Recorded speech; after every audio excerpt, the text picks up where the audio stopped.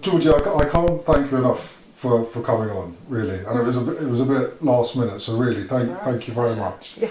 And I thought, the best way to start would be, look, could you, talk a little bit about yourself and just introduce who you are and what you do? Absolutely. Well, I'm Georgina, and I am a life coach, something that I've been inspiring to be for a long, long, long time, but never really had the time to do it because I was in the big corporate London rat race.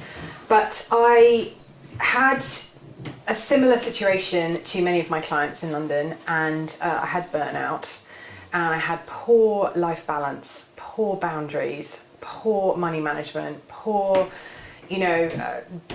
relationships, and everything that comes with that kind of London lifestyle.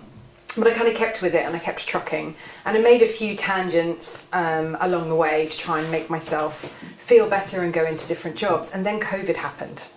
And I guess for many people, it gives you an opportunity to think, what am I going to do? This has given me a bit of a weird time. The global impact of COVID meant that everybody was at home and everyone was sort of shut down. And I thought this could be an opportunity to look into life coaching. And so I just looked it up, spoke to a few friends who'd done it, and I just immediately put myself straight onto a course. And I did 3 courses over the course of COVID, and then basically sort of churned myself out as a life coach. I have actually niched that down. Life coach is a very umbrella term, and there are lots of life coaches for many different reasons and walks of life, and career coaches and business coaches. Coaching is quite a large sort of umbrella term, but mine is more about mindset coaching. It's about how can you shift your thoughts and your beliefs to actually work for you.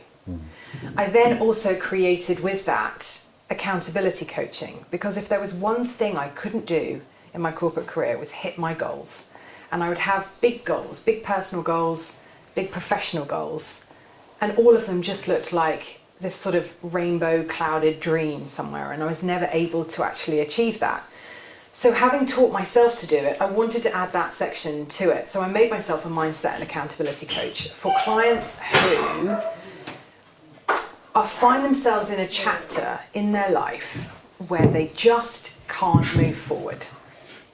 They just can't find their path, and they're sort of, if you like, treading water. And that's where I was. I was sort of treading water in my sort of London corporate career, juggling everything that I felt that I needed to and getting nowhere. But on the surface, everyone thought, Georgie's got this. She's absolutely fine. She's got this sorted. She doesn't look like she needs anybody. So I took that concept and turned it into a life coaching business. Yeah, because it's a lovely kind of title, like life coach. Like it's got a lovely kind of like ring to it. It's, I suppose, and is it helping people kind of just manage like day-to-day aspirations and motivations and just kind of manageability? Absolutely. It really is getting out of life what you want using your thoughts, perceptions, feelings, beliefs, and emotions. So life coaching is peeling back the onion. It is working out where do you want to be and why can't you get there. I always find there's the situation, so there's like the goal, or there's like I want to be successful, or I just want to be a better version of myself, or I just want to be able to get out of bed on a Monday morning and feel like I've got this, I've tackled the week. Those are kind of the goals, but then the bit behind it is the reason why they're not going to get it, and it's that bit that I'm utterly fascinated in, and to what's stopping people from doing it. And there will always be a reason, and there will always be a trigger, and it's very different for each person. Yeah, I was going to ask, like, are you, since you've been doing it, are you seeing quite a lot of commonalities with what people struggle with? Absolutely. It is, if you take my client base, which actually is anyone with sort of between 30 and 55, that is a really hot topic in there of work-life balance. It is understanding, how do I get the best out of myself at work? What do other people think of me at work? What do I think of myself at work? how am I managing my confidence? Am I able to be the person I want to be in meetings? Am I able to put myself forward? The common theme, regardless of any setup, is always this underlying confidence, self-esteem, self-doubt. I'm not going to be good enough. I'm not going to get there. And that can be work, relationships, and personal life as well. Yes, it's interesting to me to think, in work, that kind of lack of that sense, that kind of diminished sense of security or ability, that I would always hope that when a person is working, that the workplace itself kind of helps imbue that sense and help. But it does seem quite common that people, when they're in work, they have this kind of this diminished sense of kind of capability, like almost fraudulent to a certain extent. Absolutely. But why is that? Yeah. Why do people sit there thinking, I shouldn't be here, I'm no good at this job, but yet they interviewed for it, and their employer went, you're perfect for the job, we'd like to take you on, we'd like to offer you this salary, here's your desk, or you work from home, or you're, any walks of life. It doesn't have to be an office. It's not office specific. There are lots of people who I work with who work from home, or work with the community, or, work on farms. It's the same concept. It doesn't matter the situation. It's the same underlying concept, but it is that sort of, how did I get here, and am I worthy of this job and this responsibility? Yeah. Do you think it's I suppose the kind of constant, because every month's a new month, and every month kind of sets a new set of targets. So even if you've had a great couple of months and then you have a bad month, sometimes it's difficult to understand why that happened. And it might be kind of just instinctual to kind of place that responsibility on your own performance, which maybe in some cases has some truth to it. But I think it's that constant kind of month by month need more, higher goals, higher achievements, and it's very difficult to kind of be comfortable in a way. I think it is, and I think it's because this world that we're in right now is so overstimulated. We are constantly surrounded by what's going on with social media. We're constantly surrounded by things that are coming out on YouTube, things that are coming out on LinkedIn. We're, been told to go into meetings, appraisal meetings. We're constantly in this overstimulated environment where we can't help but have to look at ourselves. And then the other side of that is there are comparisons made to other people. Why are they doing better than me? Why am I not where they are? How did they get that promotion that I wanted? Why was I not good enough? And I think the key here is that people immediately take the negative, I wasn't good enough for that. Whereas one of the techniques I use is, let's reframe this. Maybe that job wasn't for you. Maybe that path wasn't for you. Maybe the skills that you have are phenomenal, but they don't work with that job.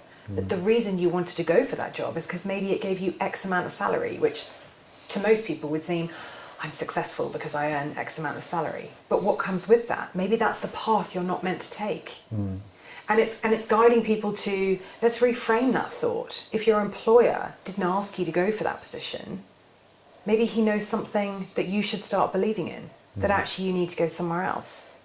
But the overstimulation and the speed in which everything is, discussions are had, social media is posted, stuff is recorded, appraisals happen, comparisons happen. It happens so much faster now.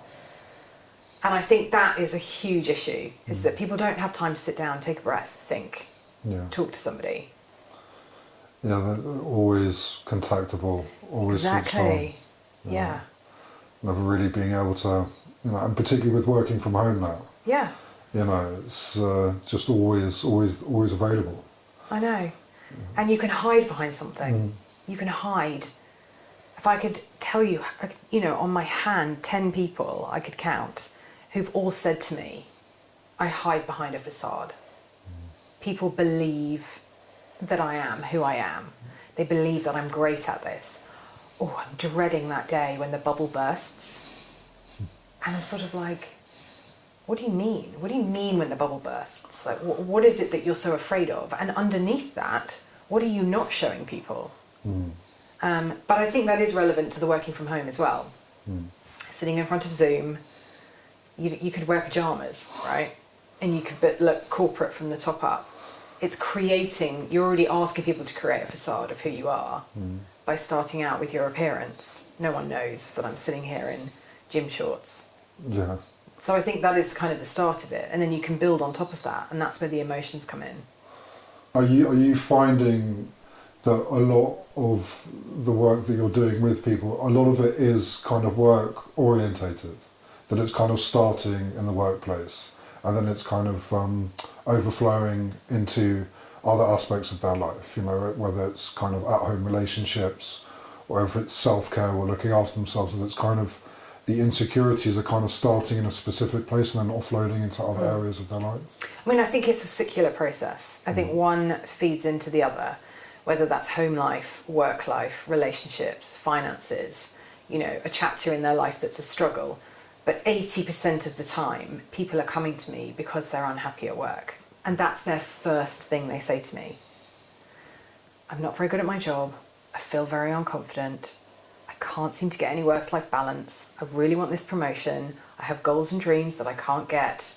And it's all associated with work. Once I get speaking to them and peel those onion layers back again, you quickly see that work becomes the catalyst. Because work is often an expectation. You're expected to be at work. You're expected to be at your desk. You're expected, whatever walk of life, you know, or job that you're in, there's an expectation of you. At home, there isn't so much of an expectation of you, because that's the time when we think we can kick back, we can sit on the sofa, we can watch some Netflix, we can catch up with friends or family or have a coffee or a glass of wine. That's meant to be our cushion to it.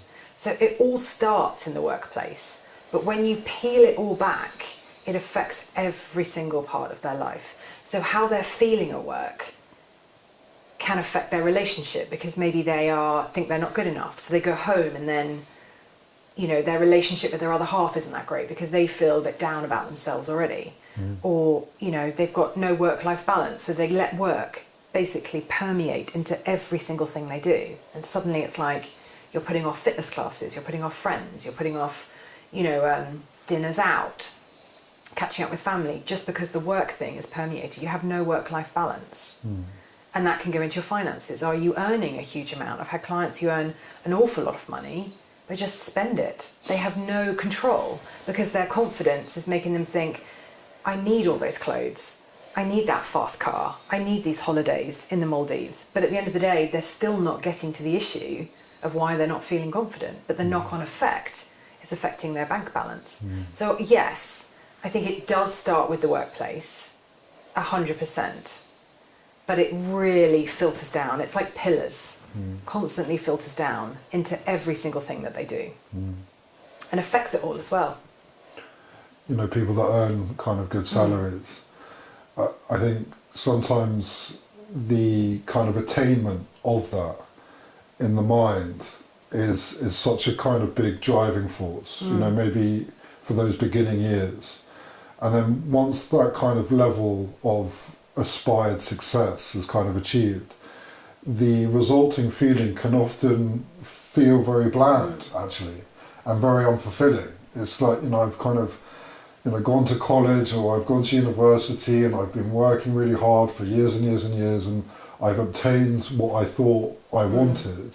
And that can be very confusing and very disheartening, I think, because it's like, well if that isn't sustaining me, if that isn't giving me what I thought it would, where do I look for it? You know, where do I go next?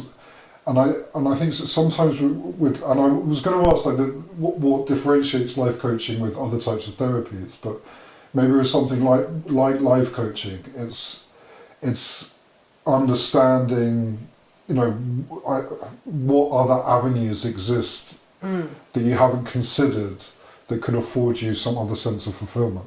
Absolutely. And I think often, just sort of jumping back to what you said about getting to that stage in your life and feeling like I've got here, I've got through university, I've got this job, I'm now, you know, earning the money that I need or that I want or that was my goal, whatever realm that is. After that, it seems a little blurry. where do they go from here? How do they set up their life from here? Now they've achieved everything they want to. I actually haven't met anyone who has reached that point and hasn't got something else. Because normally once you've reached a point, there's something else that you want. So there's always a different tier of goal there, even though they find themselves in that situation. But I think the one thing that I learned about life coaching is that life coaching is forward thinking. There is this element of how can I drive my life better? How can I be a better version of myself? What can I go and get? Why am I feeling stagnant right now? What's ahead? How can I relieve some of those feelings now so that I can really project myself forward? And that was one of the things that got me about life coaching, is that yes, it's an alternative therapy. And therapy is like it's like kind of a big word, therapy. Everyone thinks, oh, you need a therapist. Oh, what's wrong?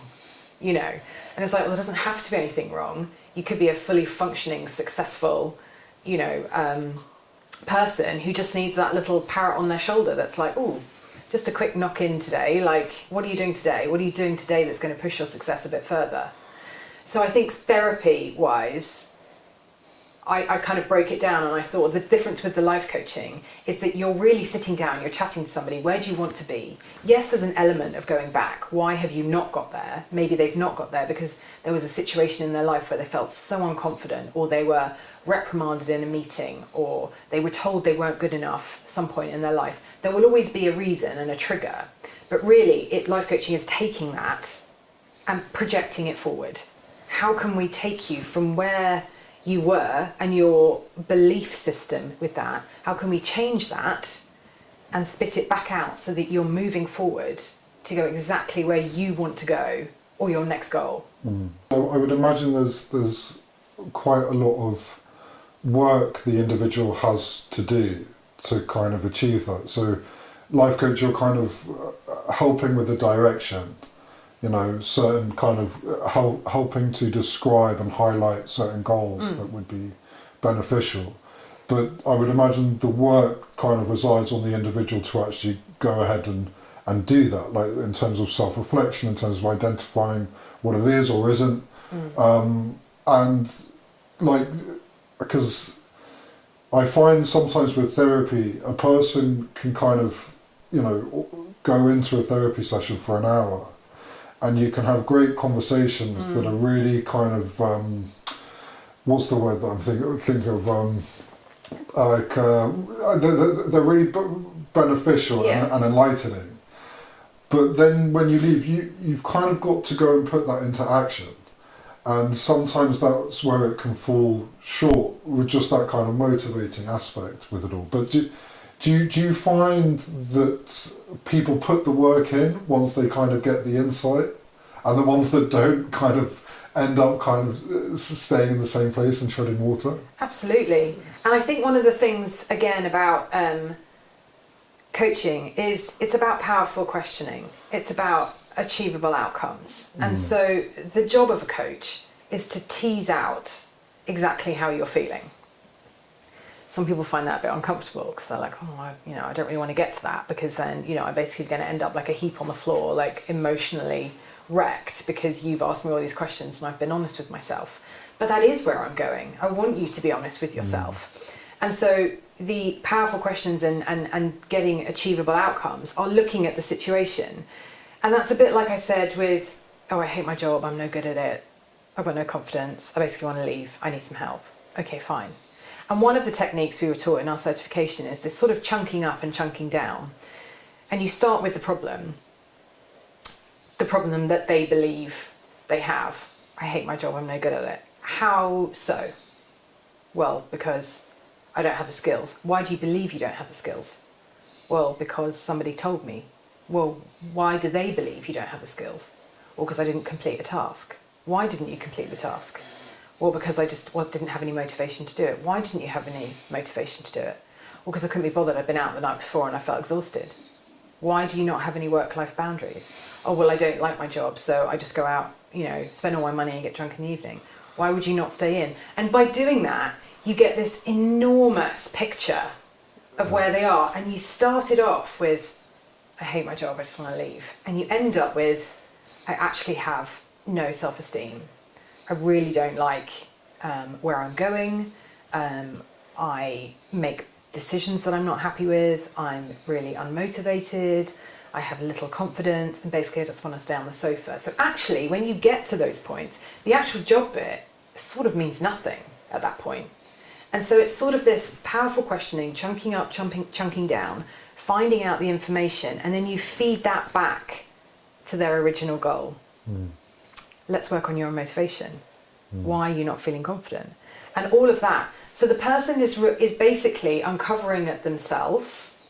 I'm doing the work to get them to say it. But once they've said it, you almost see this like aha moment. Oh, I hadn't realised that. Oh, I hadn't realised that I needed external validation. Or I hadn't realised that I needed someone to tell me that I was good at it. You know, and that, so yes, clients, they do the work, but without me asking those questions, often they'll never get to that point, because that's the uncomfortable bit, right? So it's easier to remain comfortable. I hate my job, I want to leave. Coach's job, let's tease out all that horrible underlying bit, filter it out and push back the good stuff so that you can make a good decision about your original problem. Yeah. When you have those kind of quick fire question kind of sessions, you know, and you know, you're just kind of answering them very honestly. That like it could be something they just haven't even really considered that's kind of holding them back or impacting them negatively. You know, maybe where they are. You know, the communities that they're engaging with. You know, whatever it is, the routine which they've got is kind everything. of Everything links in, and it can be any walk of life, and it doesn't have to be work related. It could be that I just don't have a good relationship with my husband. Okay, sure. What makes you think that? So the same process, the same technique works with anything. It doesn't have to be work related. It can work with any setup. It's asking somebody to be honest. Peel back those layers. Why are you actually feeling like this? And 90% of the time, the thing that you find isn't the original thing that they wrote to me about, saying, Georgie, I need to work with you about this because I can't do this or I can't do that. And what they actually find is something completely different. Yeah.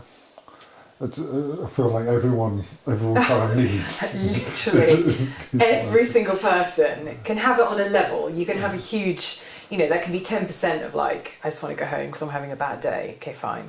Everyone's going to have a bit of a bad day. But it's your approach to it. It's how you choose to tackle that bad day. Am I going to call a friend and get over this? Or am I basically going to regress, sit on the corner of the sofa and overthink absolutely everything until you're so exhausted that the easiest thing is just to tip into bed and then not sleep well because you've filled your brain full of all this muddle?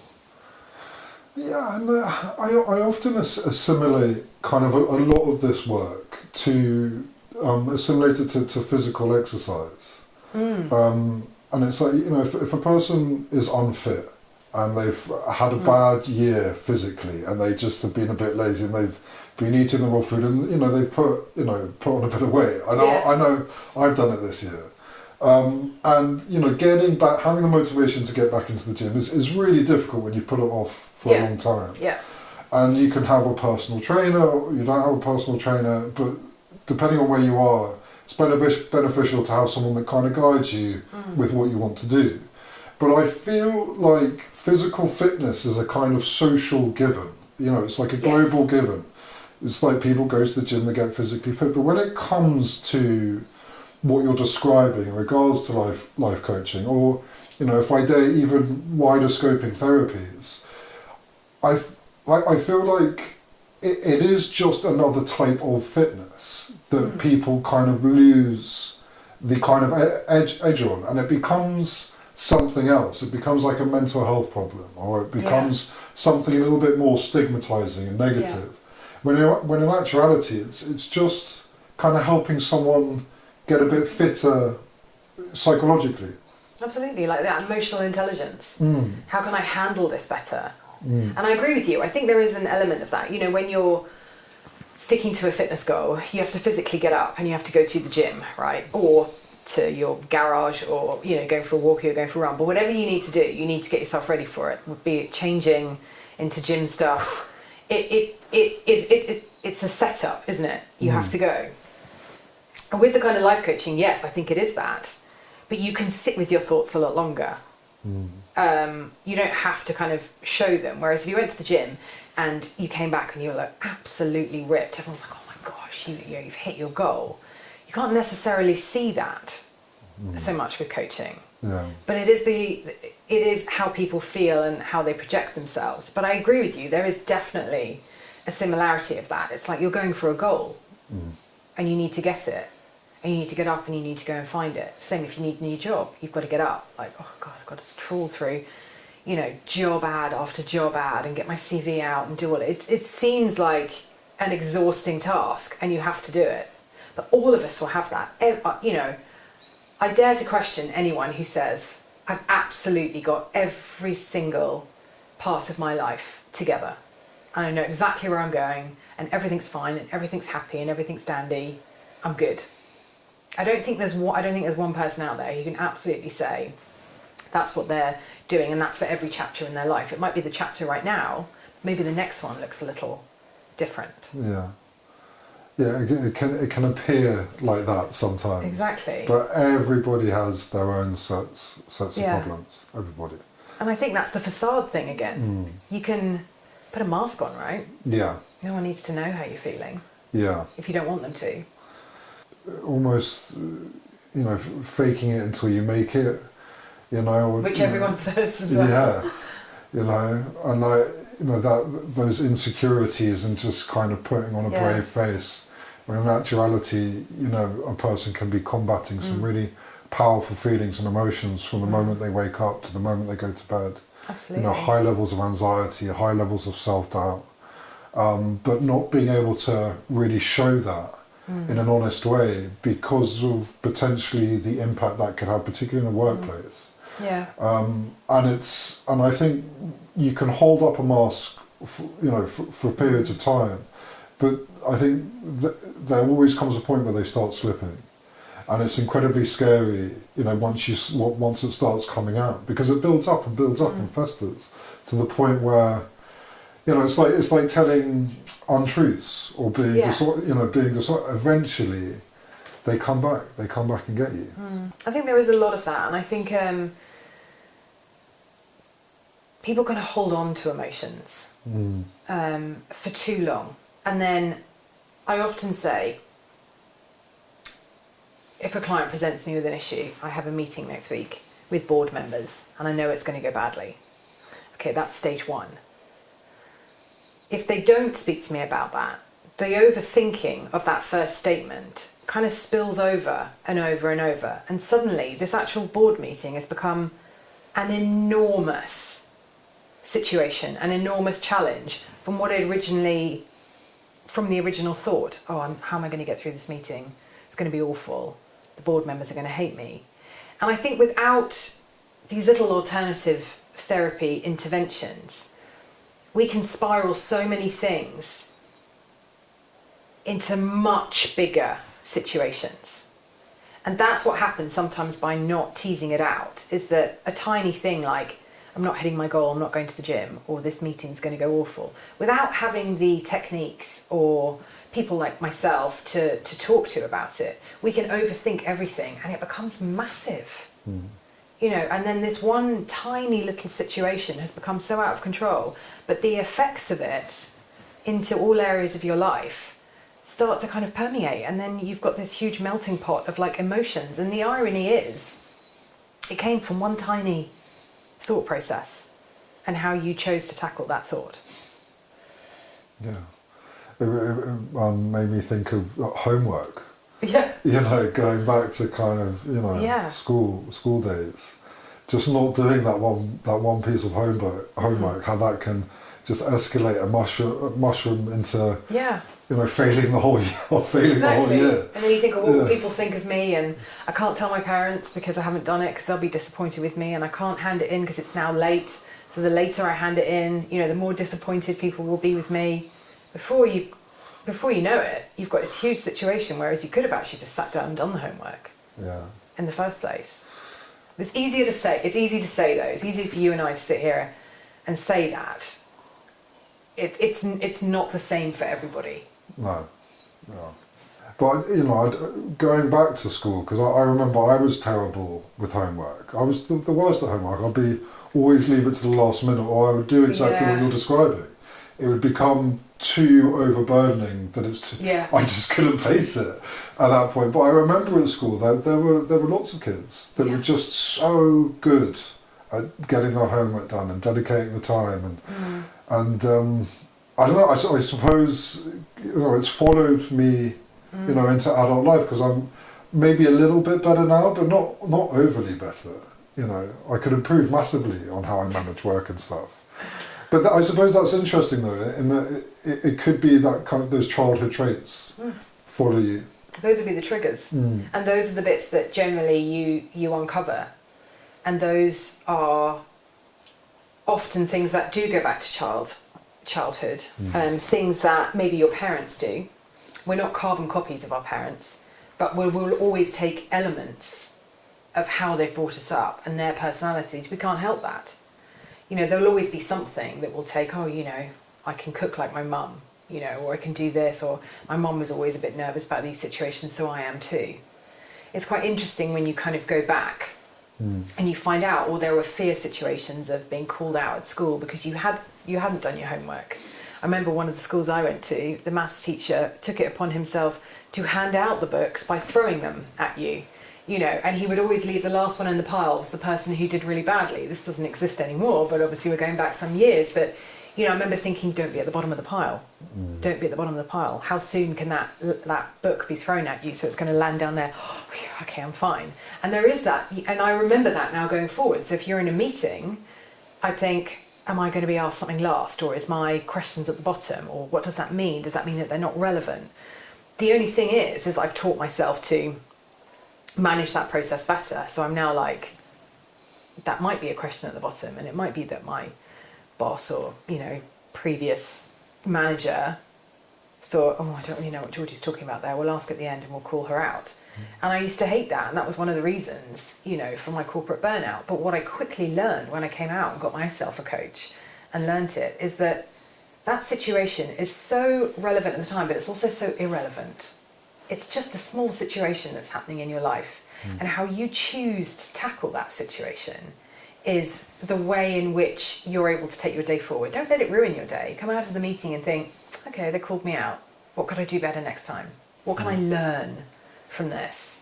What should I do differently? I'm not going to feel unconfident about it because I know my confidence level. And it's sort of learning those techniques, and that's where I think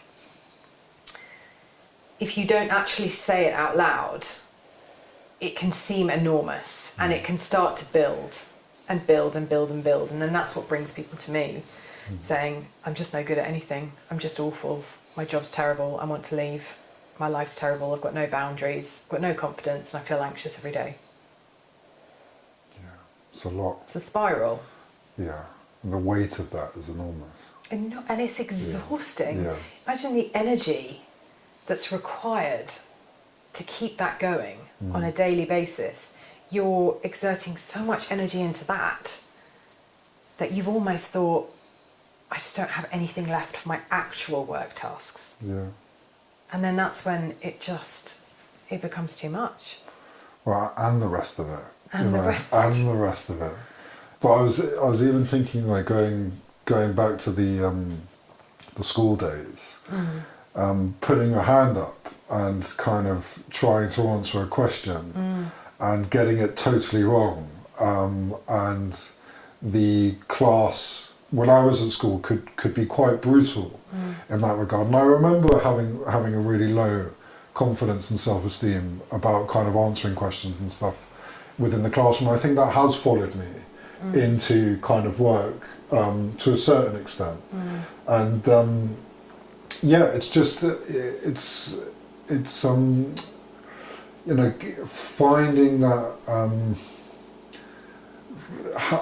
replacing that self-esteem and that confidence. And I was going to say, do you find that role play or things like role play, that those types of activities, do you think that can help people overcome kind of vocal like a vocal lack of confidence or asserting yourself when you can actually kind of set up a scenario or a situation to help people come out of their shells a bit more. Absolutely, and actually that's one of the things that we learnt in our NLP program, is that the power of human interaction actually is more beneficial than just sitting and trying to work it out on pen and paper.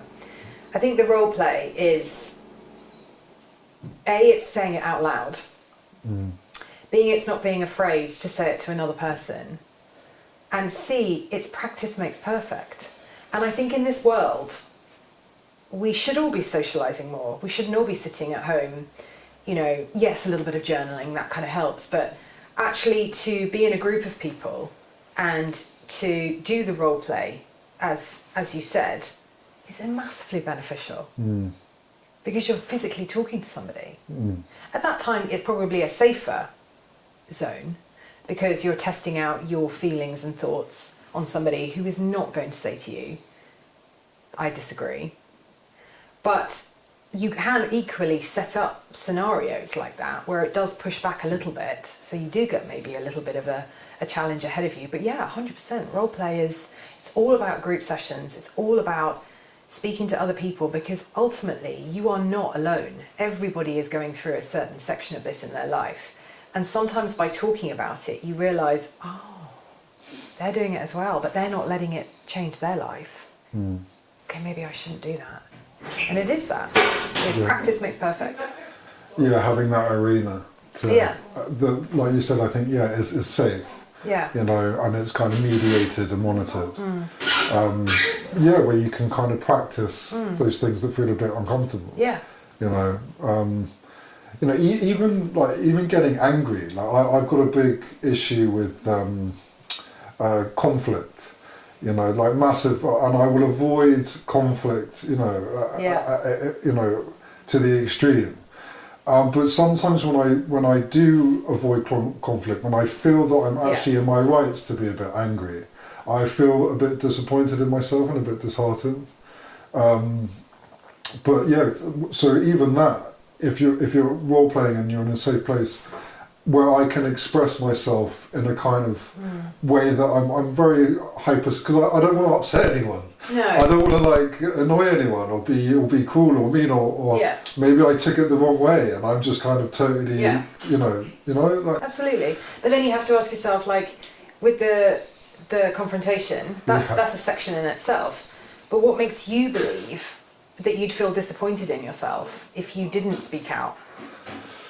You know, and it's that question, like why would you not do that for yourself? Yeah. You know, why would you feel disheartened? Yeah.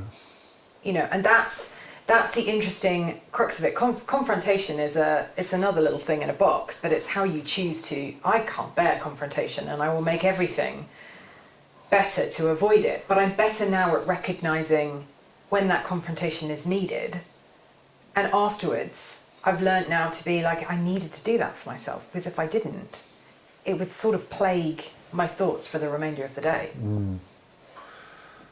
It's a good one, confrontation, because if you can manage it, it helps so much in being assertive and kind of really, you know, understand, you know, putting yourself forward, you know, and stating your case, like making your claim. Yeah. And can really be very effective in a work and office environment, you know. Because it's confidence, isn't it? Yeah. Yeah. It's can you do it? Yeah. And so the confrontation bit is often so frightening because people don't have the confidence to execute what they need to. Yeah. So confrontation becomes like, no, I'm not going to have any confrontation in my life. Yeah, it's almost paralysing, the thought of confrontation. So I just can't. It's like seeing a ghost. Couldn't possibly do it. It's terrifying. Yeah. You know, I'd punish myself for the rest of the day, you know, worrying about it. Yeah, obsessing about it. Obsessing about what you said. Could I have said it differently? If I said it differently, would that made it less of a confrontation? Yeah. Well, and I think, you know, particularly people in the work environment, people who are good at confrontation tend to actually kind of, I think, do quite well, you know. You mean successful? Yeah. because they're not afraid. Yeah. And because they'll be successful for, you know, a number of reasons. Firstly, you know, in the capability to get where they need to be. But the success is also because they've maybe put themselves out on a limb to get there, and they've really listened to what they need, and they've driven their thoughts and feelings towards being that success. So the confrontation, I think, is part of it. Maybe they're not afraid to say what they need, but it's because they have the confidence that backs them. Yeah. Yeah, I agree. And I was going to ask, it might be a silly question, but do you think that everybody is capable of change? If change is even the right word, or just kind of like a refinement or something, but do you ever come across anyone that is so deeply embedded in the way that they are, and they know it's not good for them, but it's so hard for them to kind of turn that ship? Like, how would you categorize? I think 100%. I believe every single person has a capability for change. Absolutely. And change, yes, I use it as one of my words, but I also use a shift as one of my words as well, because it can be enormous and it can be a small shift. And in some cases, people don't even know they're doing it, because it's just them rethinking something a different way. I think change is possible. And I use that as one of my strap lines. And every single client I speak to, I'm like, there is a solution. It requires you to, you know, reset your energy in a certain way that starts to accept, this is how I am, this is how I want to be, and this is how I'm going to feel better. There will be a shift. Mindset shifts happen all the time. It could be at the smallest thing, like, I can't get up at 8 o'clock in the morning. Okay, I'm going to set my alarm for 7:45. People set their alarm for 7:45 and then they end up getting up. It doesn't mean that one day they set it for 8 and they failed, but they've started to make the shift. And over time, this grows. They always say, like, a habit takes 21 days to build, right? You do have to put a certain amount of effort in, but there's so much opportunity for change. And that can be an enormous change. That can be a complete transformation. That is one of the things we certified for as well, is transformational coaching, where you really go from zero to hero and you really grow yourself to get exactly where you want to be. And that can be non-goal specific as well. But the capability is there for everybody. We make changes every day. We don't even realise. Yeah. Yeah. But the person has to put the work in. Yes, because if we didn't, we would become at the beck and call of somebody else. And going through life almost with somebody's blueprint on you, you must do this, you must do that, is all well and good, but eventually you have to fly yourself. Yeah. And you have to do the work. You have to listen, you have to dig deep. You have to understand, why are my emotions like they are? How can I change myself to be better? How can I eliminate certain feelings in my life or challenges in my life? How can I get rid of them and feel confident about getting rid of them?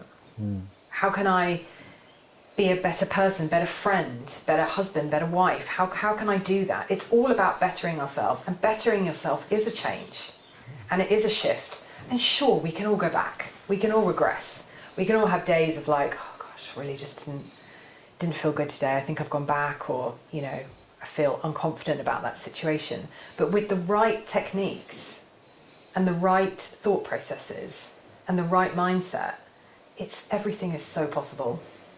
Yeah, I was going to ask, I know I've come across it a few times, but when a person wants to change, they can sometimes put the emphasis on another person changing them, and that kind of codependent kind of relationship. So it's, if only this, you know, if I'm with this person, then I'm going to put all the onus on them to save me or to change me. And Yeah. I've come across this a few times when, where that's a very Yeah. tricky path to go down, because fundamentally it has to come from yourself. I've always struggled with this, like the kind of self-contentment, the Yeah. self-happiness, like just focus on Yeah. it. I always get a bit irritated when I hear that, because I suppose it's just something that I just struggle with. And so I do, even for me, I do often look at other people to help me in that regard. But I think how would you... And that's describe using your it? resources as well. Yeah. I always say, look around you. For every goal you have, you need to look at what your resources are. If you wanted to build a boat tomorrow, sail across the Atlantic, no one's going to be able to do that single-handedly. What resources do you have around you to help you build that boat? What do you need? What do you require in order to get you there? That's a very practical look at it. And perhaps there are people who are single-handedly could do that. But it's all about resources. What have you got around you to really guide you towards that? And I think it is that like middle thinking. You can start somewhere and there's an end goal, but in the middle, what do you need to do? How do you need to grow yourself to do that? Sure, everyone can become irritated. If we didn't get irritated, the word wouldn't exist. There's always going to be irritations in life. But it is the approach. You tease out the approach to it. Look at who can help you and then move forward. And that's a kind of human approach as well. Yeah. We don't work as single people wandering around. Even the most successful people we know have people behind them, guiding them.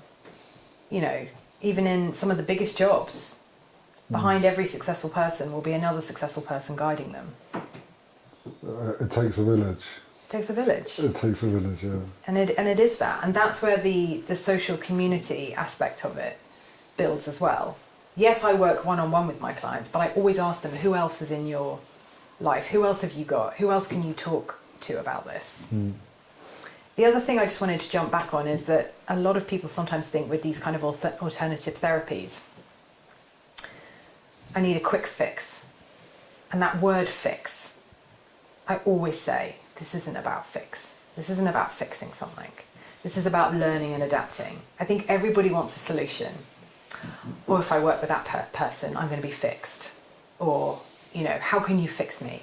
Or when I fix this problem, I'm going to be happy. But there is no quick fix. And the fix is suggesting that you can just put a Band-Aid on something.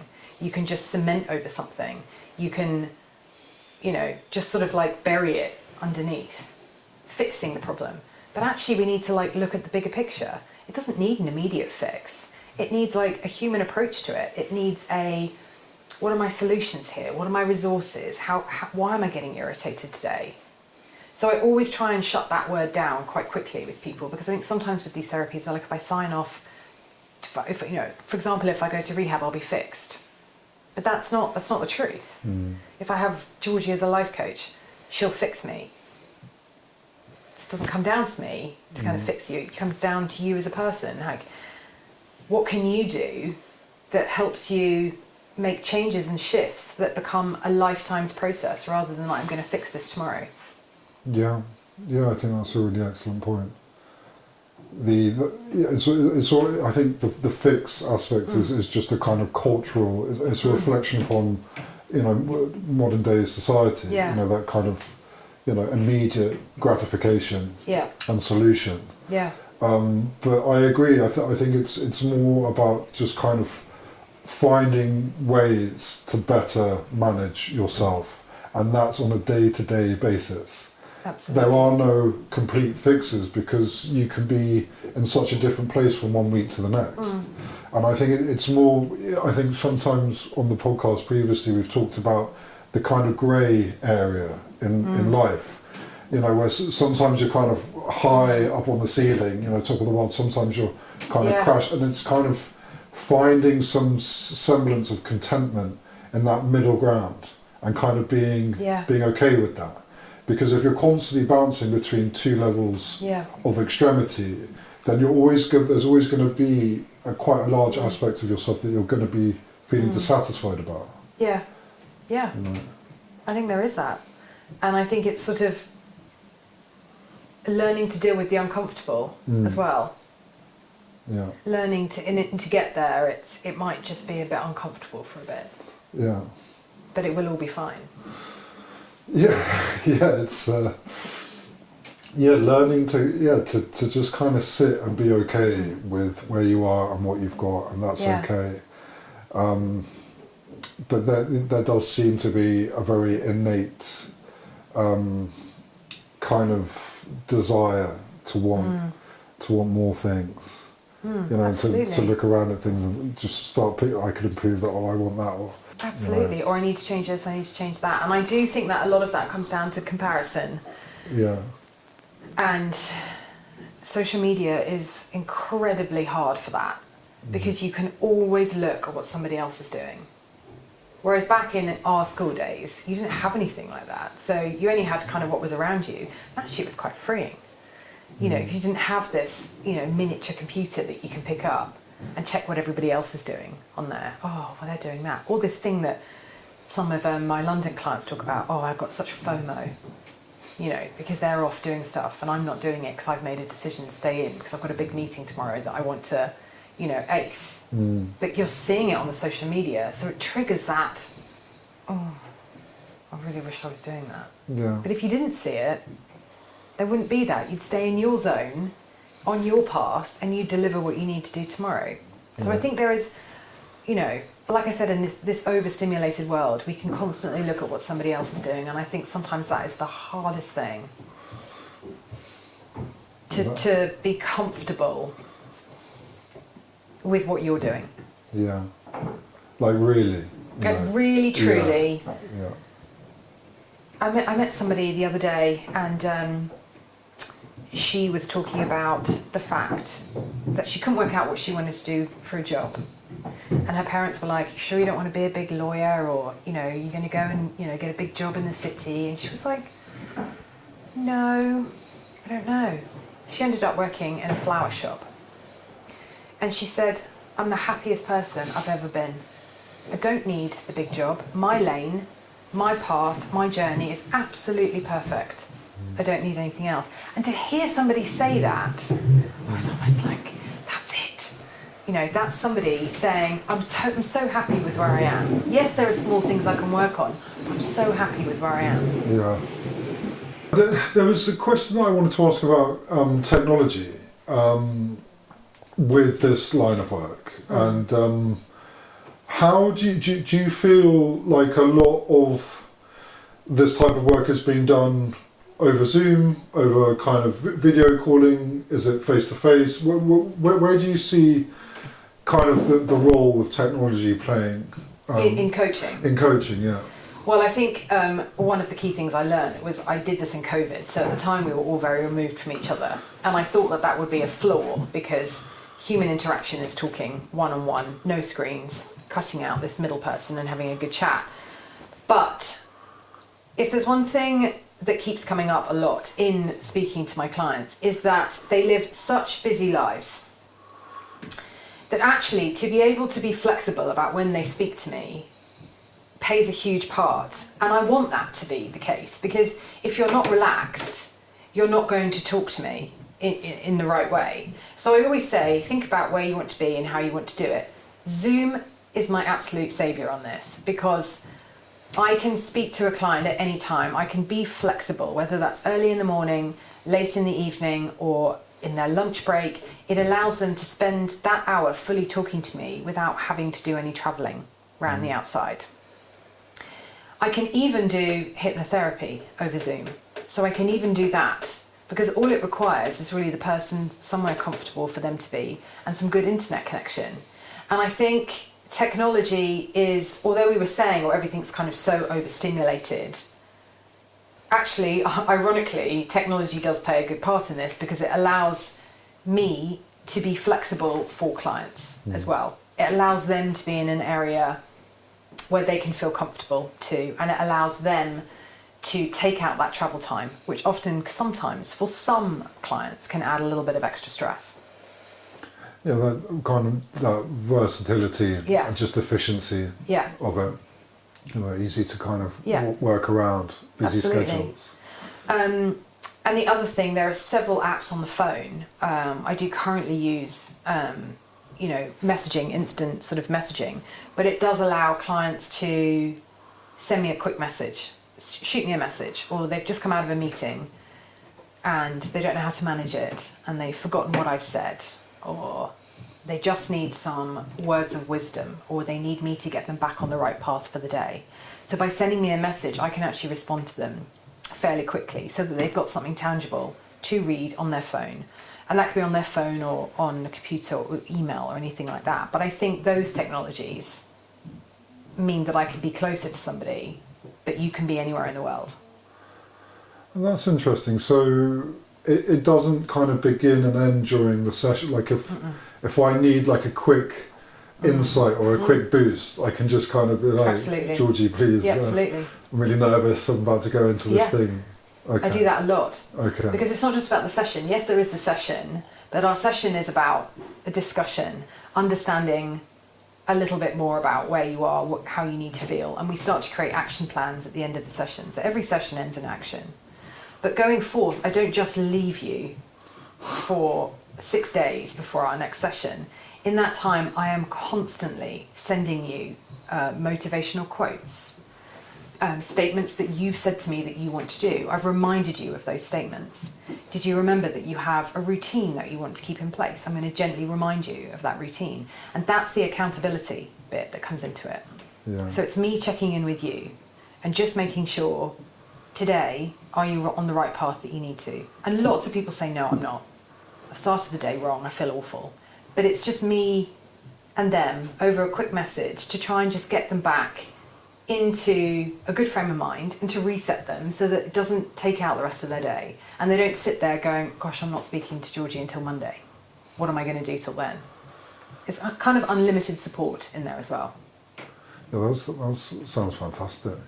I was thinking your phone must be pinging more morning, noon and night. I try and have some boundaries, but at the same time, I'm so passionate about people feeling better about themselves, and I know how I felt.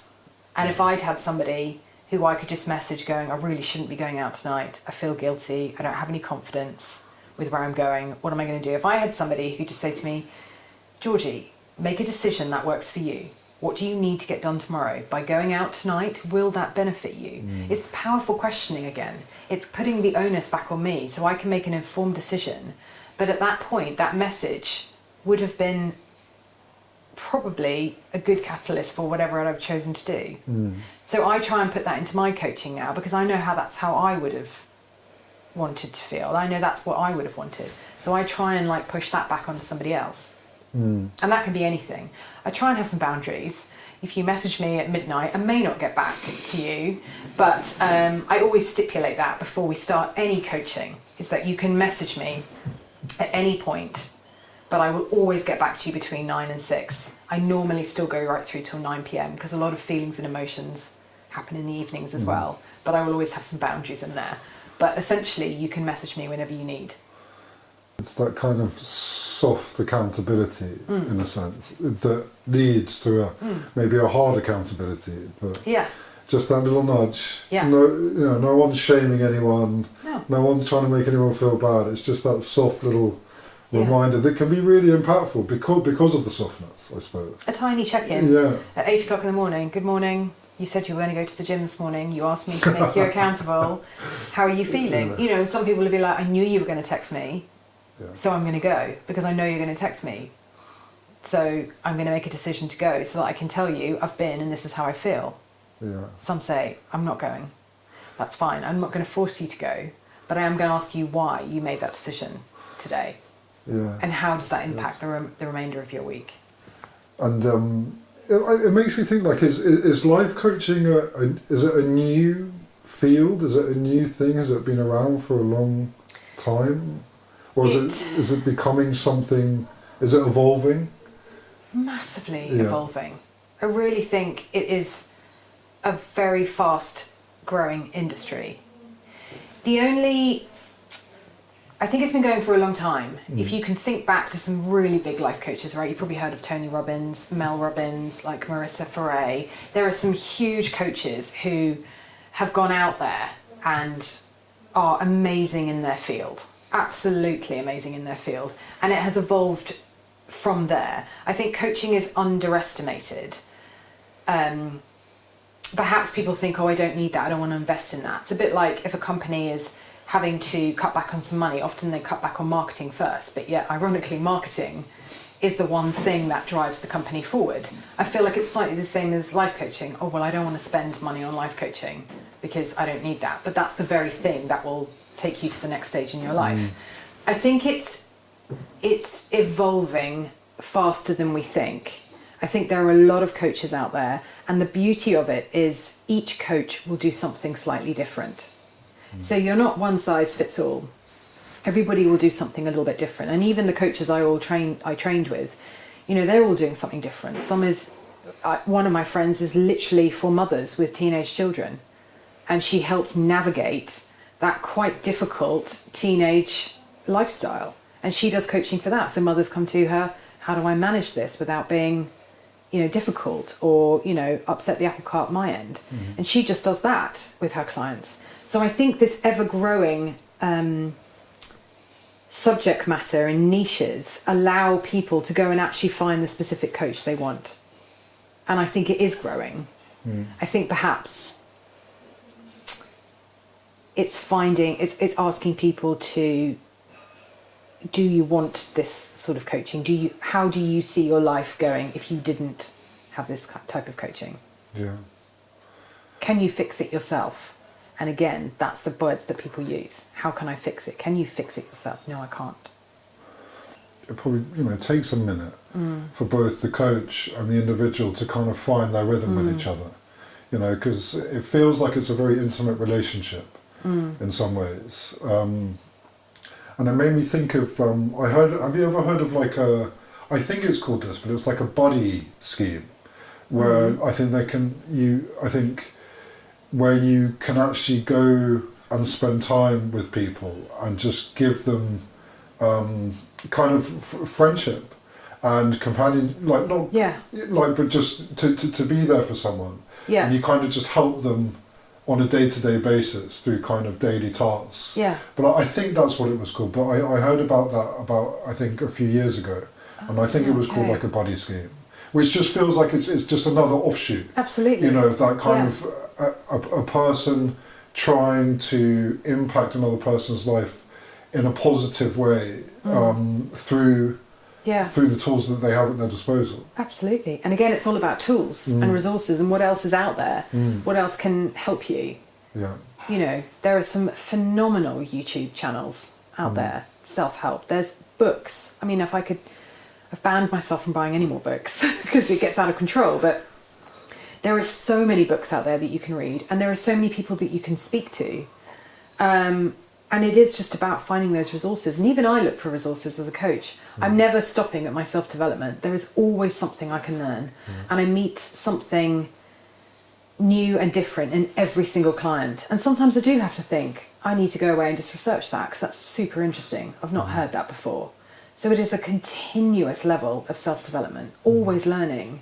And I think coaches are learning, and clients are learning, companies are learning, corporate setups are learning, that by actually working with people on their skills, their emotional intelligence, like how they're feeling each day, is actually far rewarding than just saying, you've got a task to do, you've got a project to fill, I want to see that on this date, that's your deadline. Yeah. I think by working with people, you start to build good rapport, you start to really tease out, you know, the essential skills that staff have, employees have, that people have, friends have, and we can all become just slightly more relaxed about it, rather than this must do, must complete my task list, must have maximum productivity, must achieve, must be a success, must get my goal.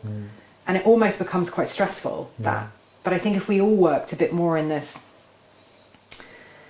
I guess sort of like it's a sort of softer, calmer approach. Not everybody is calm. I pride myself on being a calmer coach, but not everybody. You know, the coach that I worked with before was actually quite, you know, she was more direct with her questions to me.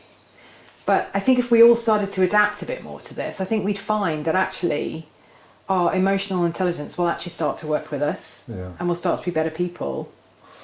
Yeah. Because this anxiety word is actually quite a new word. Yeah, and I think the fact that you've got someone that you can just be honest to, and who kind of that you can trust, and who has an insight to you, it's just always so beneficial. Having that in your life, Yeah. you know, it's very difficult if so much of how you're feeling is bottled up, and it's never really expressed in the right way. Yeah. And yeah, the benefits of that are just tremendous. I mean, they just are tremendous. And I was just noticing the time, but one question that I like to finish up on, usually it's in relation to treatment, and you know, people coming into treatment. I've interviewed a lot of ex-clients from Gladstone's, but it's like, if anybody's listening to this podcast, and if they have a family member or a loved one, or even for themselves, that there's some kind of concern, or maybe this sounds interesting, what kind of advice or guidance would you offer to any one of those people listening? Just start. Just start the research. Just start speaking about it. I think lots of people can say, I'll do that when I'm ready. I'll do that when I have the money for it. I'll do that when I feel confident enough to talk to somebody and have a coach. I'll just put that off until I finish this task. We spend our lives constantly thinking we're not ready for something. But you are ready. When will ready be? And I think it's just start. Just pick up the phone, speak to somebody, send a message, send a text, do some research. And I think that the moment you reach out and the moment you think, this is something I want to change, is the moment you've already started.